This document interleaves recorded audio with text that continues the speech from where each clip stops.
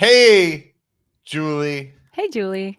Welcome to Hey Julie, a podcast for casuals, by casuals, about Big Brother BB26. Not a very casual season. I guess the feeds are keeping us casual.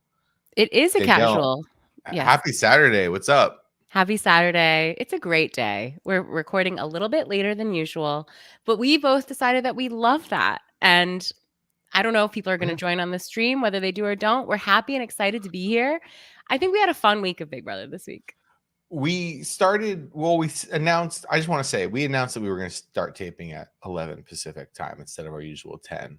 And at about 10:45, we were like, you know what? Kind of ready to go. Danielle, what about the fans? What about the fans we made a promise to at 11? And Danielle said, fuck them kids.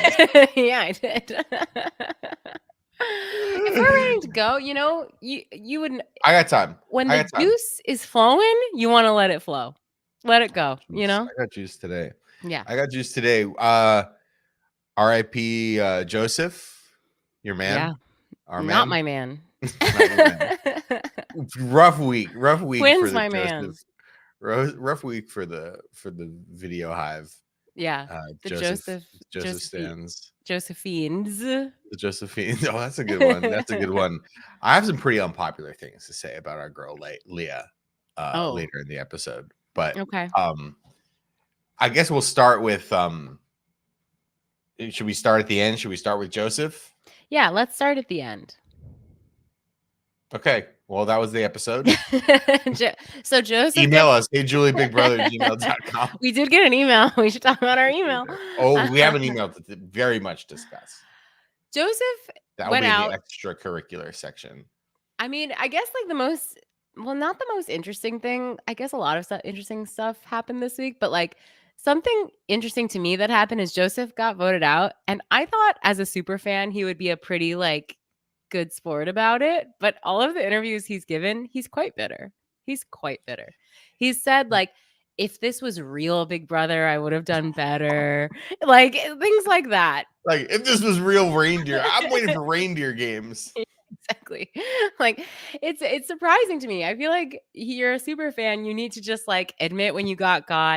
There was so much. This week was pretty much like Joseph is a loser week. He did say one thing that I agreed with in his post eviction interviews, which is that in order to be on this show and be successful, you have to be a sociopath, which I have said you have to be sick in the head to want to go on this show because it only ruins your life psychologically, emotionally, perhaps physically. It only ruins your life.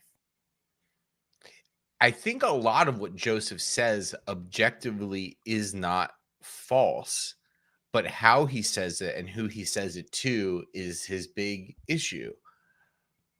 I want to focus on the conversation he had with Angela prior to the veto ceremony, where Angela's trying to, I don't even really know the context of why they're having the conversation, I guess, other than they're locked in a house together.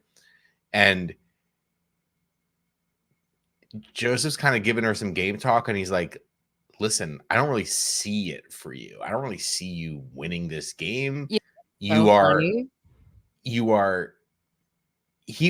was certainly like riding his high horse a little bit, but what he's saying wasn't wrong. It's what I've been saying on the show for 2 weeks. Brett, I think Angela's a clown.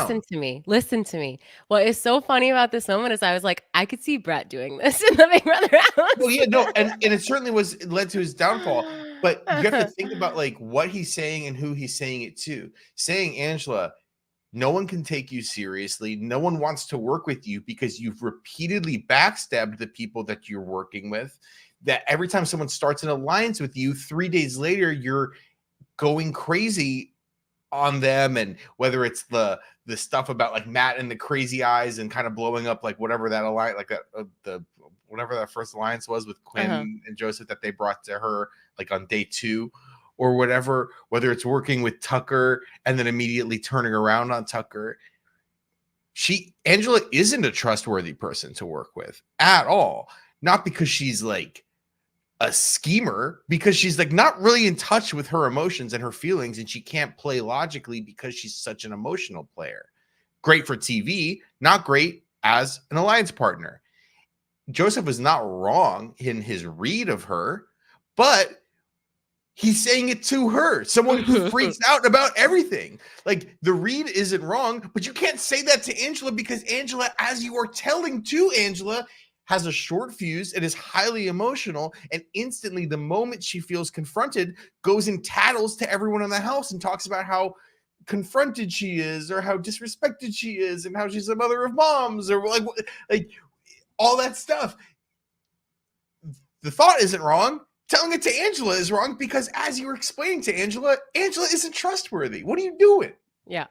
Yeah, I agree. His read in and of itself is not wrong, but like the read of the situation was wrong, like you're saying. You can't He thought like Angela could put things aside and just laugh with him about how it's crazy that she's still here. Yeah. And like You she suck, does not huh? yeah, like she does not have that capacity. And you should know, because you live in the house with this woman, and you've been living in this house with this woman for, I don't know, 40 days now. I don't know how long. A long time. 40 days 24/7. and 40 nights. Josh Hartnett, another banger from the Hartnett canon. So yeah, you should realize at this point, like, she is not self-aware enough. She's not going to take this in stride. She's not going to be able to laugh about it with you. I actually felt really bad for her during this moment. You could see her be sad. It's like this young, because it's also not coming from someone who's good at the game. That's what also would have pissed me off if I was her. Like, it's one thing if it's coming from like a good-natured, someone who's sitting at the top of the heap, someone who's like won comps, who's got a great social game, and they're like, listen, to level with you, like, I don't know how you're T-Core being like, you're terrible at this guy. But like the fact that it's coming from this fucking guy, that was what was going through my mind. I'm like, this fucking guy, who are you to tell me that I'm not good at this? And that, like, let me tell you, if I get to, God bless, God, Lord, Julie Chen moment for Dani here. If the Lord blesses me that I make it to the age of 55, is that how old she is? And what? Called you auntie. I don't know. Yeah, and like, and some fucking 30-something video store owner is telling me about how I'm lucky to be here, I'd be pissed too. So I was very team Angela for this. JCM is 54, by the way. No, but I meant, how old is Angela? I think she's like 51. She was just her birthday, or 52. I think she might have been 51, and she just had her birthday. Leo Queen. Yeah. So like, yes, even though he wasn't technically wrong, it still pissed me off. I was pissed off on her behalf. I was loving the hubris. I was loving the downfall when, like, just hit after hit for Joseph this week. The editor said, we need a fucking clown. And we got one. Like, Joseph. They were just sick of him, like, you know, like kind of sitting in the pool and picking his nose and like doing nothing. And I think like that's the interesting thing with Joseph. Like, I think he was good for a number of like interesting laughs this season. Like the the first like 5 evictions where he's like, sup ho, when he sits down in the voting booth. Friend zone. Yeah, Joseph got friend zoned by America. But like some of just the stuff when he's like just kind of like being lightly rude to Julie or whoever was funny. But also the interesting thing with Joseph is like, I think back to what we were saying about his conversation with Angela, it's like emblematic of his whole gameplay. Like, individually smart, individually, like on a case-by-case basis, can read the situation. I think he had a pretty decent grasp of like what was happening in the game and who the major players were and who's good. I mean, the fact that he's the only person in the house who's like, Chelsea's gonna fucking win this game, right? Mm-hmm. Yeah. Chelsea is. Like, like maybe not. Who knows? I don't know. He was about as good at this game as me sitting at home. But he also leaves the game and he's like, I'm the Dr. Will of this shit. Everyone's coming for me. I'm going to sit at the end next to Cam or Quinn, and I'm going to beat him because everyone sees me as a gamer and Quinn as a clown. Yeah. Bro, sorry. Actually, like, he has a good read of everyone else. He has a horrible read of himself.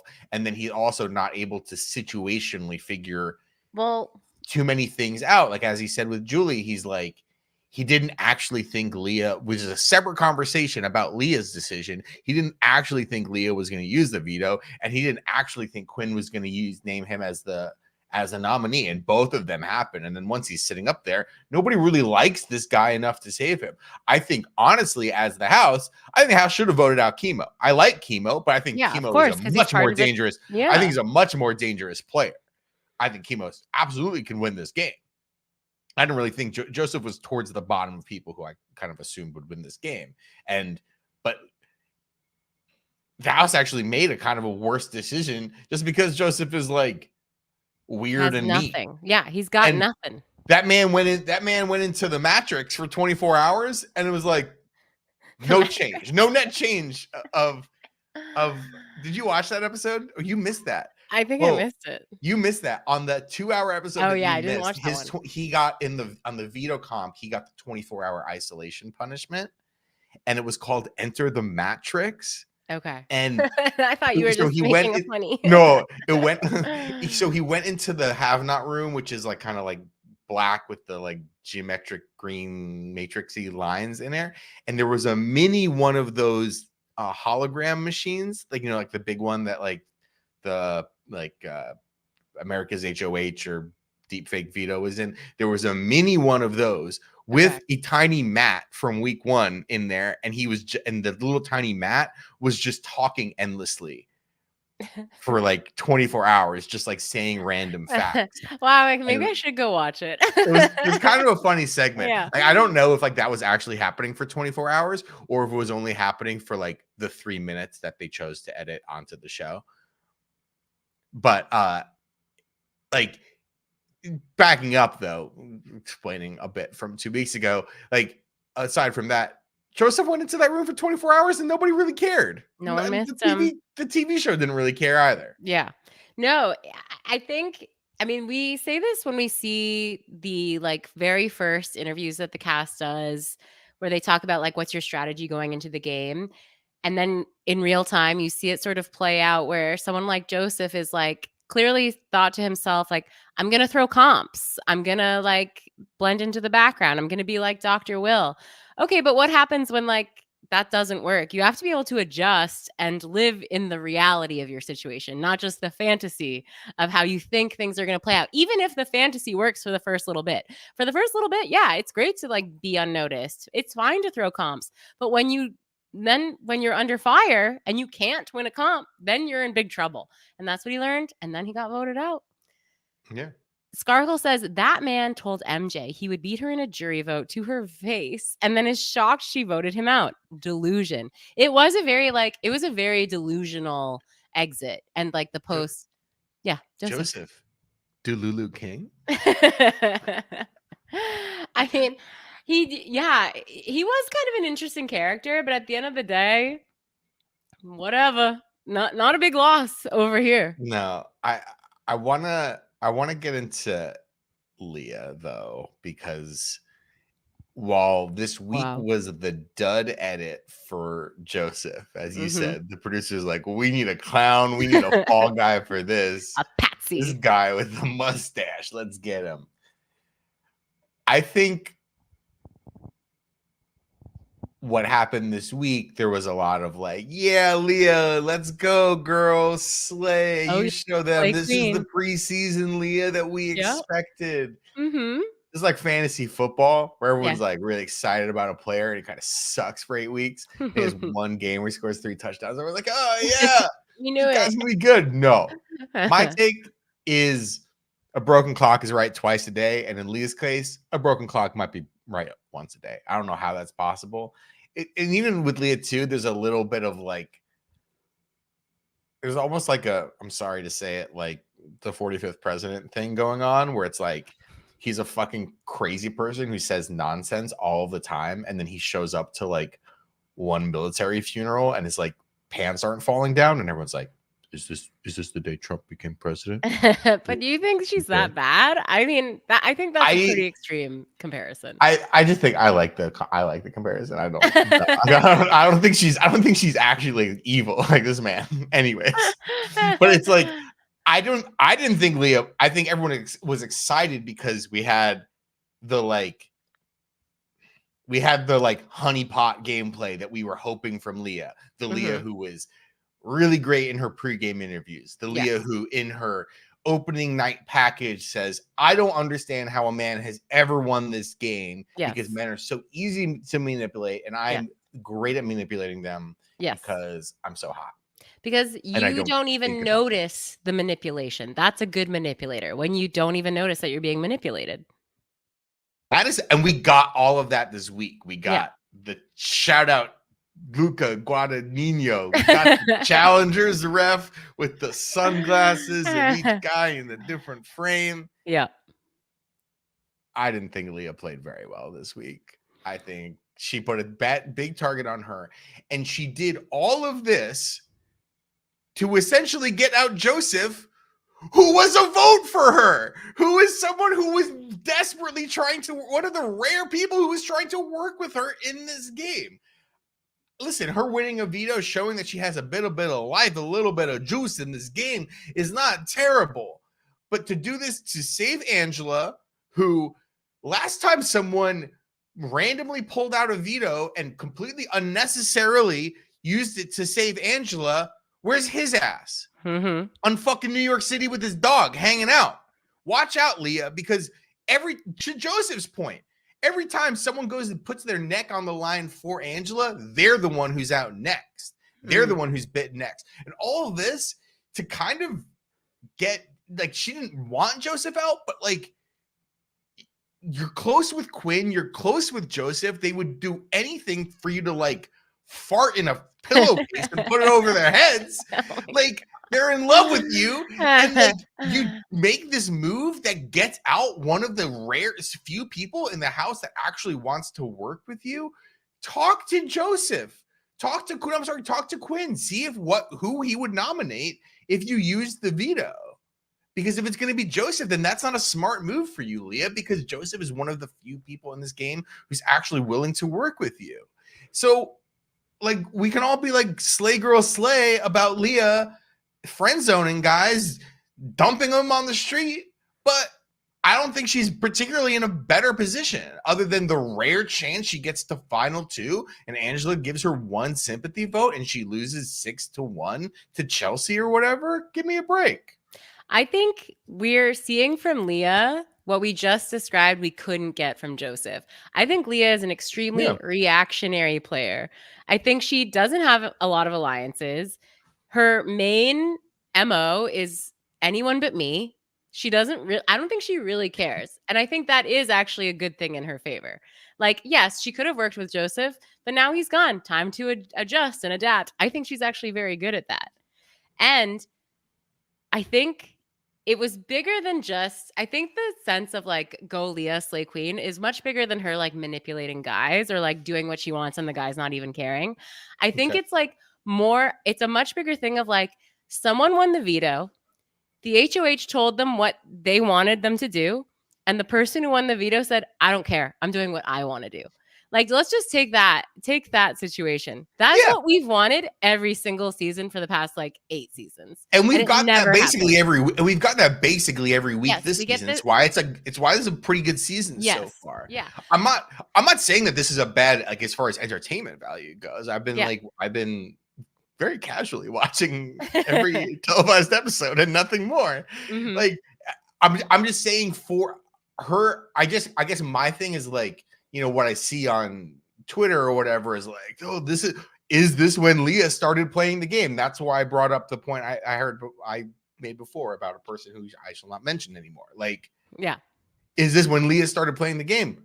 Yeah, a little bit. She actually started participating in the game and that she won a veto and made a maneuver, but I don't think it really helped her at all in the game because it resulted in one of her very few allies being voted out of the house. Maybe. I don't know. I don't think she is playing as or that she's not playing as much as you're insisting. Because I think there's also something to the fact that she's never been nominated. You know who else has never been nominated? T-Core. Wouldn't we say she's been playing and that's something has to do with her social game as well? I'm like afraid to say this. Oh. I'm like hate Leah. No, Okay. no. I don't hate either. I don't hate either Leah or Tikor. If I were on this season of Big Brother, I would be like, you know how like Jokers has the like rankings of 1 to 16 of like people, how popular they are. They would have to create a 17th row. They would put like nothing. They'd put like the little rubber ducky at 16 and they put me at 17. Because I would be in the house, I would be like, fuck Tikor. Peoples, this cat, Tikor seems okay. Tikor seems amazing. She's super cute, super smart, super cool. She great story. Yeah. Love the lesbian moms. Love the British Chicago, Atlanta. The accent is unbelievable. We love she's great. Like when she gets out of this house and she's like selling Tikor's crochet book, buy it. It's $19.99 on Kindle or whatever. Like, congratulations for her. But everyone in this house who bends over backwards to like make sure that Tikor is comfortable is going to be in the fucking jury house. Yeah, but they're going to be voting Someone for her. in this house needs to wake the fuck up and realize that if they're sitting in final 2 next to Tikor, they are losing. And I would be banging pots and pans like Josh Martinez to be like, why the hell is this person in the house? Someone who's like so warm to the fact that they win an HOH, and even the people who aren't even aligned with her are like crying at her feet because of how happy they are for her, even though they're not working with her and they're probably going to get voted out. Like, what are we doing? Someone has that much mist. Someone has that much oxygen around them. Yeah. Everyone loves them. Vote their ass out. Yeah. And I agree. And here's the thing, like backing up a little bit. Okay. Leah uses the thing on Angela. Why did I put Tikor's ass up there? Like, the funniest thing all week, I think Tikor and Chemo have not been playing well. All week we've had these DRs from Chemo and Tikor who are like, it's like Chemo's like on the fucking block about to get his ass voted out 4-3. Super close vote. And Chemo's saying in the DRs like, I'm really unsure of where the visionaries stand. You think? Yeah. You think Quinn nominated you? Tikor's like, I'm beginning to have doubt in the visionaries. Yeah. Yeah. Quinn's not working. Yeah. Quinn's not in the visionaries. The visionaries are dead. He's voting your ass out. And the only reason you're not on the block this week, Tikor, is because of this promise that he made to everyone who voted out Tucker the last week, and that you were absent from that because you were the HOH and couldn't vote. Again, Tikor, beautiful, amazing. We love her. Give her all the hugs and best. puppies in the world. Give her my best. But like, she's such a dangerous player because of how everyone is like in love with her and like wants her to succeed in life. I don't want her to succeed. I mean, if I'm in the house, I mean, I as a person want her to succeed. But like, if I'm in the house, I don't want her to succeed. I want everyone else to lose. I want to win. And what are we doing? And like, whatever.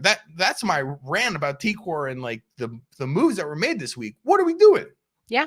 Well, I think it's such an interesting season because they're all bad. They're all bad. Yeah. Like there's no like brilliant strategic mind, really. There's no one who's like getting together these big like house votes. Like there's no one driving force. Like Chelsea's pretty good. Tikor is, you got to give her her flowers. She must be doing something right because she's not getting nominated. Like you said, everyone loves her. So like that's something. But like they're all so confusing. I mean, and none more so confusing than a little sweetie, an adorable little 5'6" man named Quinn. Yeah. Quinn got off kind of easy this week because the editors were so busy making Joseph into the freaking loser edit that like Quinn got it a little bit, but not as much. Even though Quinn is the whole, like Quinn played the absolute worst. He put up why didn't he just put up Tikor? Like, I don't understand. Because he had this like not false, it was true to him. Like he had this allegiance to everyone who voted out Tucker. I wouldn't vote out anyone who stuck their neck out on the line to vote out Tucker and orchestrate the flip. And because Tikor wasn't involved in the flip, I don't want her to catch a stray. All right. So Joseph is the only someone who you were working with. Yeah, is the only person, and who we got along with really well. They were both super fans. I like Quinn. I like Quinn. Like, I hope he does well in the game. But like, how many weeks in a row are we gonna have someone with like really high winner upside have like the most disastrous HOH and send home their own alliance member because of like some weird like jelly bean math that they came up with? I don't know, but he is the most confused. He's truly the most confusing player for me because I really don't know who he's. I know he's in love with Leah, and he'll probably never want to put her up. But other than that, I don't know who he really cares about that much, who he's really trying to work with, who he really wants to protect. Like, he's so confusing to me, but I love him. Like, Yeah. this was the second time he was HOH, and the eviction night episode ends with a camera on his face, just like staring into the distance. What have I done again? And then like bursting into tears. I felt so bad for him. He's just like a little sweetie. He's actually, honestly, he's adorable. And I want to touch on something because this was in the episode this week, but it was like, Leah wins the veto. This is like a bigger than Big Brother thing. So like Leah wins the veto. She's up in the room celebrating with Quinn, who's in love with her, and she does not reciprocate.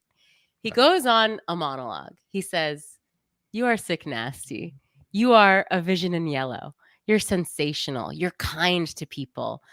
I mean, he goes on and on. I don't have the entire monologue memorized. It was like a bunch of things, but he was simping hard. He Homer was simping Simpson hard. over there.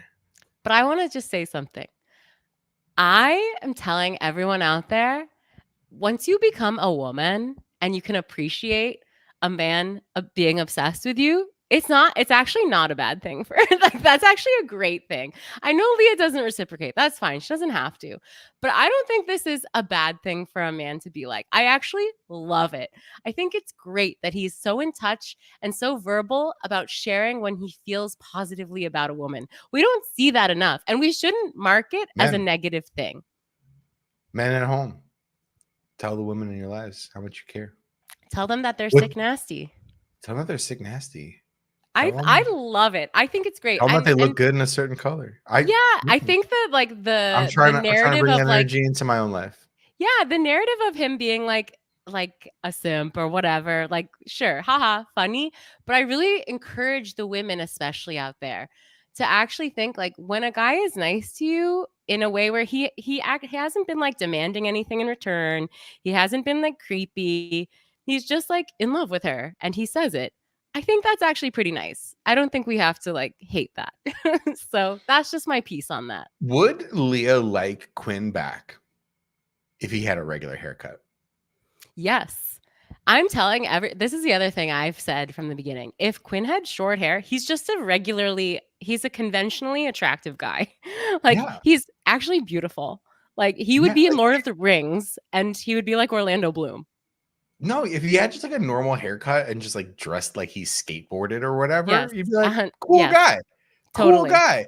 But he looks like a little sickly prince from the 1400s with his long little red hair. Yeah. And it's so true.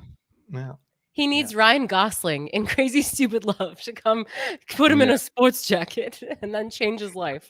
I've never seen that movie. I've never seen that movie more than on airplanes. For the last 15 years of my life, every time I'm on an airplane, someone's watching Crazy Stupid Love. It's like, when did this turn into the Wizard of Oz? What did this turn into? It's a flop. When Harry met Sally. Yeah. It's not. It wishes it was When Harry Met Sally.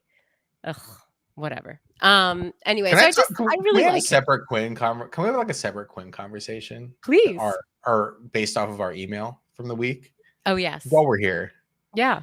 So one of our emailers, I don't have it pulled up, who emailed us last week about finding me on Letterboxd and asking who on the cast would be on Letterboxd. Right. She responded. Again, she sent another email. She found Quinn's Letterboxd. And I think it's time for a dramatic reading and deep dive analysis into Quinn's Letterboxd. So I have Quinn's Letterboxd. I'm now following Quinn on Letterboxd. I need to state, so first of all, the last 4 movies he saw before going into the house: Sky High, The Bike Riders, Biodome, and Snack Shack, which is like I think a more recent like indie movie. It looks like Caddyshack. It's just like a Yeah. Caddyshack for Gen Z. Yeah, or it looks like Adventureland or something like that, like kind of like a Mhm. period, like a bunch of teens hanging out at a water park sort of Yeah. thing. I need to state for the record about Quinn's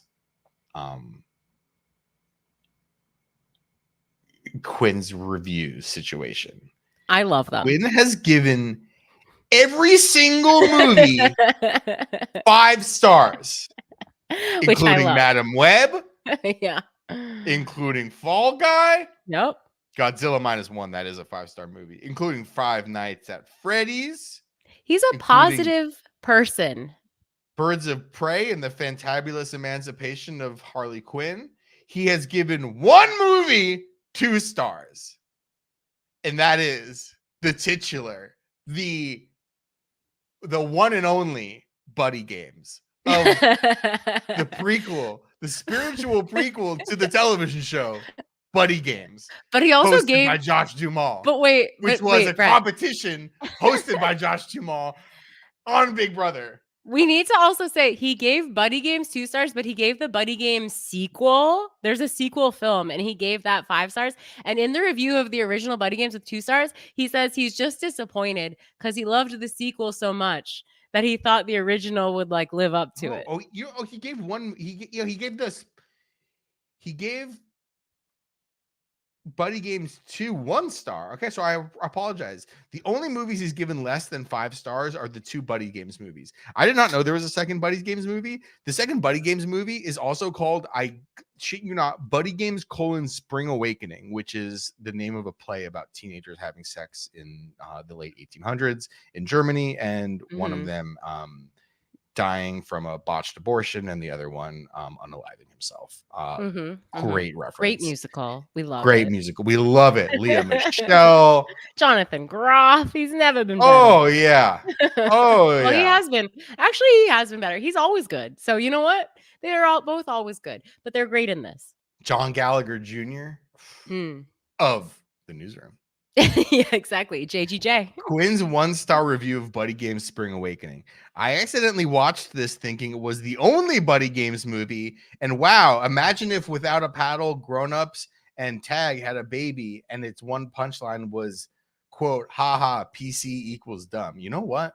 That's not a bad review, because it seems like this movie is trying to like not be woke, and he is. And he's woke. Quinn's woke. Definitely woke. Yeah, Quinn's a woke king for sure. Yeah, I love his Letterboxd. I gave it a scan. I loved it. I thought it was a great find. So thank you very much to Natalie. Were there any reviews that you really liked? I liked them all. I actually found it very inspiring because he was just so positive. And then every movie 5 stars.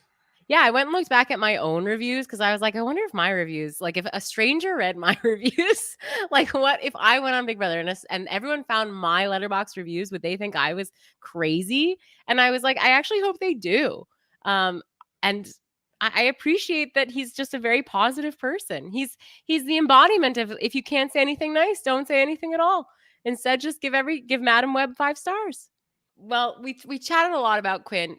Is there anything else you want to say about Letterboxd in general, Brett? I love movies. Quinn's? I love movies. I love puzzles. Movies, popcorn movies. To quote the great Tom Cruise. To quote, wasn't that also Kyland? Kyland was like, I love popcorn. I love to eat popcorn at the movies. Or no, like I just go to the movies to get the popcorn. I never want to hear that man's name again. I thought I had forgot about. It came back to me. Who else is playing interestingly? Oh, we do have to. This was the first comment we got in the chat today from Skarkle. The drama of MJ's vote. Put her on the Brave and the Beautiful. It's called The Bold and the Beautiful. But yes. No, there's a new one. She was brave and she was beautiful. I thought that while I was watching it. Firefighters. It's called The Brave and the Beautiful. Yeah. I thought that while I was watching Fire it. Country. MJ doesn't really. MJ is sort of like, I don't know not doing. I don't know what she's doing. I don't know. I don't know. She's beautiful. She's tall. She's tall. Yeah, so we love her.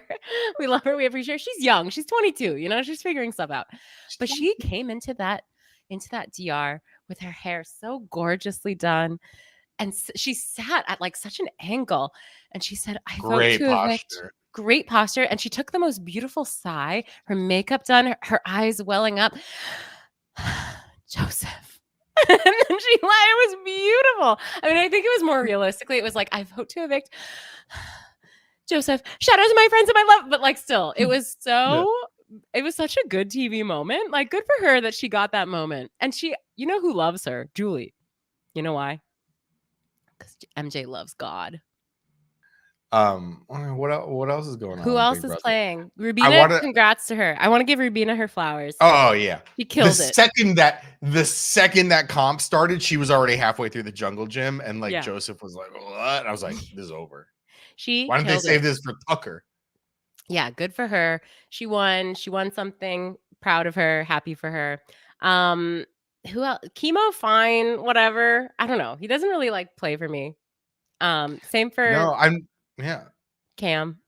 Oh, shout out to the dogs of the crib. Cam wants like head scratches. That was his plotline this week. So yeah, I did love this chemo moment at it was the beginning of the week. It was on Sunday. It was right after the eviction happens, and Tucker had just been evicted, and Angela thinks that chemo had voted to save her, and Angela goes like, "Don't worry, you'll still be besties after this game. You won't worry, that you voted him out." And chemo's like, "I voted to keep him." And Angela just looks at him and looks down and starts crying. And I'm like, that's classic Angela right there. Yeah, I love is that. like completely misreading a situation. And then once she learns the truth of the situation, crying. Yeah. And he had no remorse. He wasn't like, he didn't go over and give her a comforting hug. He was just like, here's the truth. Here's how it is. How did you feel about Angela in the HOH comp? The first three people to drop an egg were going to be have-nots. And she's like, well, I'm just actively not playing this competition until all three people drop. And then she's even saying to like Chelsie or whatever, she's like, like you should drop an egg, or you should like drop an egg and let me, I'll save you, I'll save you from HOH. It's like, you're not going to win HOH. Yeah. This is not like so long. This is not an Angela comp. Angela, Angela's won a couple comps this season. Yeah. This ain't an Angela comp. And she could win more. Yeah. Though that was that this week? That felt so long ago. Yeah, it was last Sunday. Yeah. But yeah, MJ was the one who was like annoyed. Joy in the chat says making Angela a have-not is elder abuse. Well, we can't say that. We can't say that it is and then want old people to come on the show, because this whole show is elder abuse. This whole show is is abuse, period, to anyone who goes on. That's why we say you'd be crazy to go on it. Who else is in the house? It feels like there's still a lot of people there. Chelsea's doing a good job. Yeah. You already said that. Is there anyone else we're forgetting? Yeah, Cam wants to get his head scratched. Yeah. Oh yeah. I mean, let's get to spoilers. How about that? Yeah. I think it's time. Okay. I think it's time. All right. If you don't want to know what's going on, goodbye, or watch tomorrow night's show. Bye. Okay, they're gone. Your new HOH is Chelsie. Here we go. Winner at it. She's been getting winner at it. She's been getting winner at it all week. Yeah. Which is slightly troubling. Which is slightly troubling for her. But who would put her up? That's the thing. Who would put her up? Would anyone put up Chelsie? Joseph. Yeah, I don't know. Exactly. I don't know who would. I don't know who would. Because she's one of the maybe like Rubina, Chemo, T-Core, or not T-Core. Maybe like Rubina and Chemo. She's one of the people who like. I've been seeing chatter online of people being like, she shouldn't have won this because she didn't need to. But like her last HOH, I remember I don't even remember who she got out, but it was like she played it really well where it didn't really affect her game negatively. So she got out Lisa. She was the second HOH. Oh, okay. Yeah. I kind of think that she is playing well enough that regardless as to what happens, especially now that there's no AI arena, so it's pretty straightforward to put up two or someone else if one of them wins the veto. I don't know. I kind of have confidence that she's going to play this week well. again. So she puts up Angela in chemo, people who have now been nominated. Putting up I Angela think as elder once. abuse. Yeah. Angela's Yeah. gonna Angela better, put some snacks under that chair. She's gonna be on that chair every week the rest of the season. Yeah, she's just got to get used to it at this point. She's got to Come get on. used to it. Yeah, it's just she's a really easy target. She doesn't really work. I mean, she's not working with Chelsie anyways. She puts chemo up because I think objectively chemo's is a dangerous player. I don't and he's not aligned with Chelsie. My question, why don't you put Mackenzie up? I don't know about this. know. But this is like I haven't been reading anything. This has been a very casual week for young Brady. Maybe I got to assume this is a Mackenzie backdoor because really one of the few moments we got of Chelsie this week was the Mackenzie Cam head scratches and her being sick of it. The only way to not see any head scratches or for you to be the head scratch deliverer. Get Mackenzie and those long fingers out of that house. Yeah. With that long wingspan because she's so tall. Speaking of Michael Jordan. I don't know. Mackenzie still being there is just like a big question mark to me in general. Like, I don't know why. I don't know how. I guess it's just because she's like the audience at home. I think people just are like, why would we waste an HOH on this? Like, she's not really working with anyone. Maybe she is now. I don't know. It's hard to tell. But it's just like, she's just kind of there and she's like nice. So why waste an HOH on her? Maybe and every time now is kind of the time to get her out though, because it's like, that's why I got to assume that this is a backdoor Mackenzie thing because there's no more AI Arena. She's been saved by AI Arena twice. Yes. Yeah. Mackenzie. Yeah.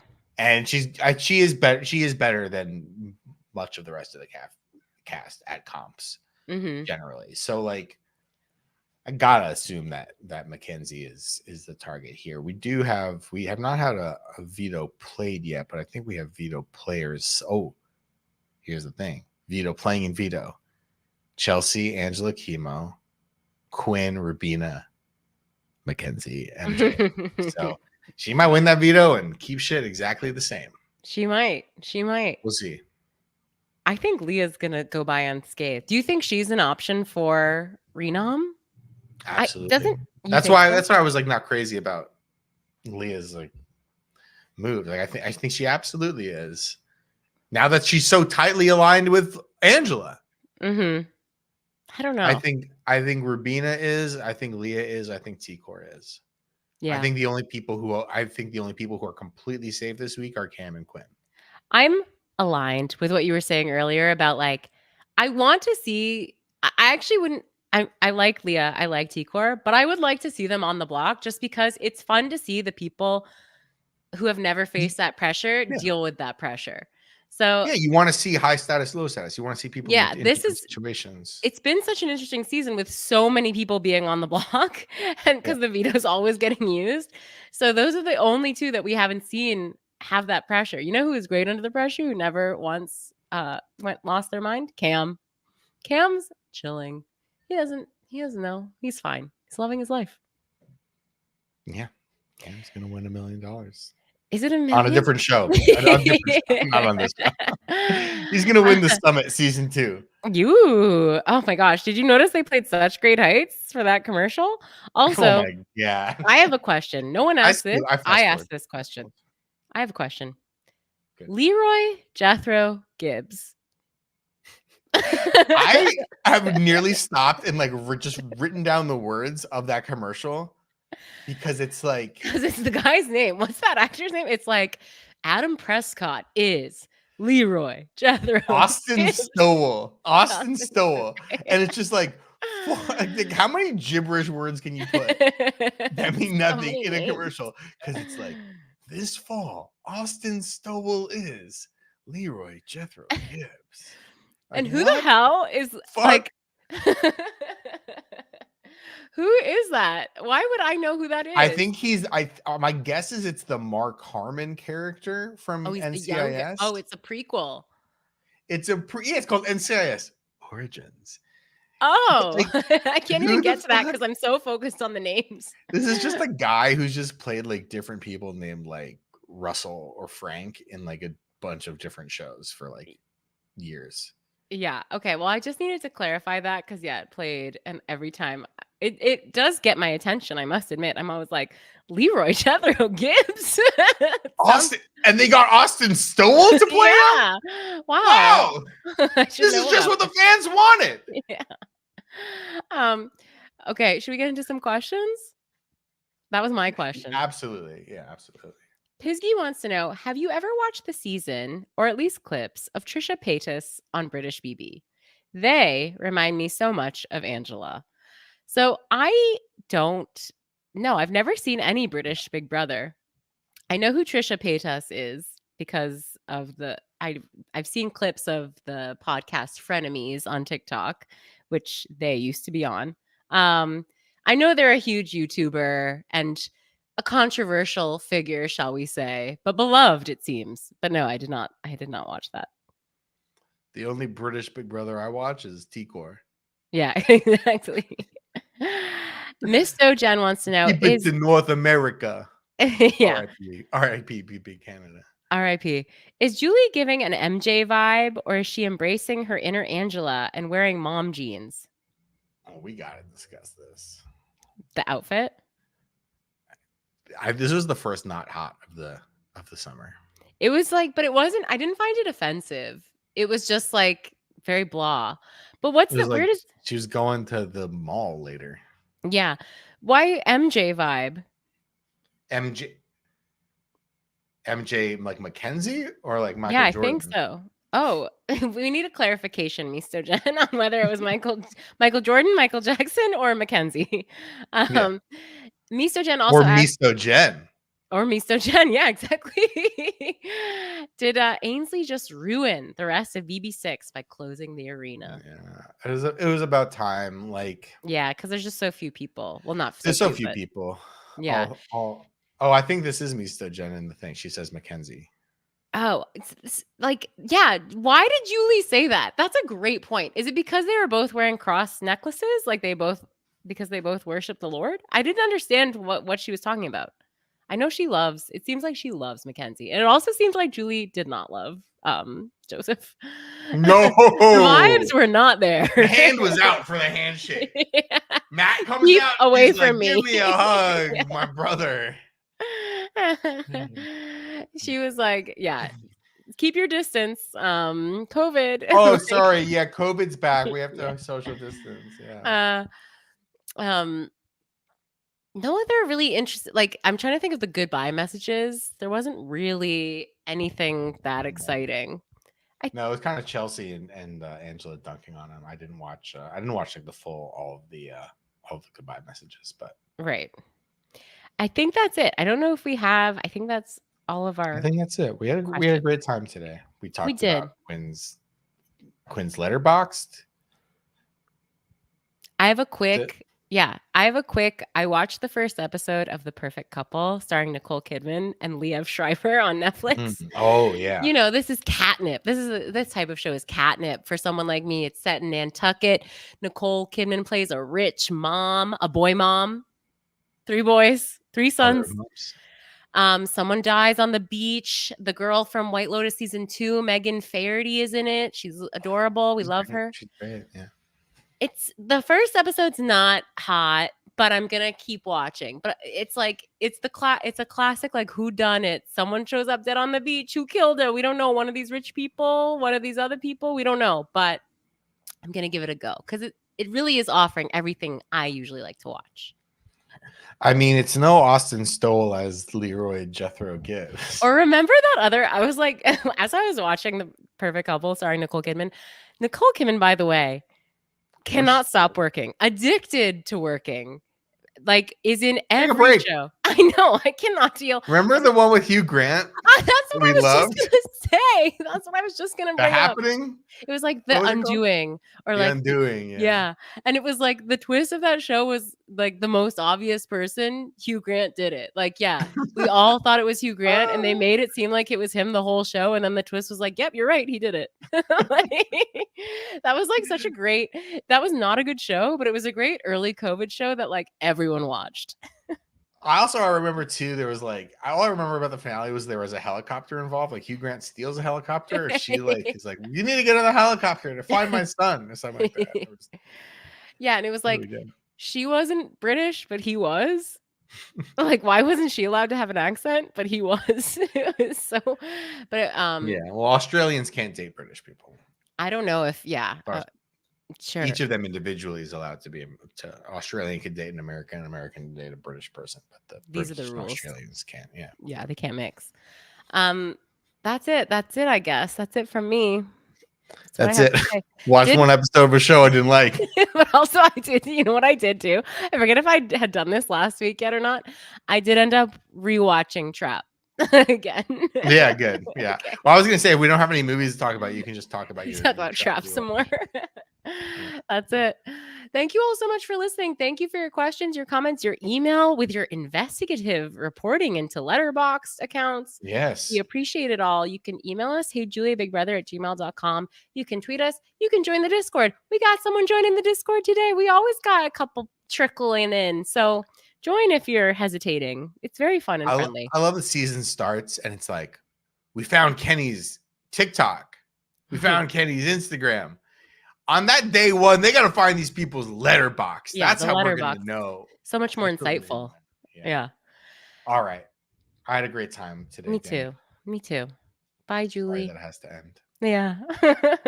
Bye, Julie.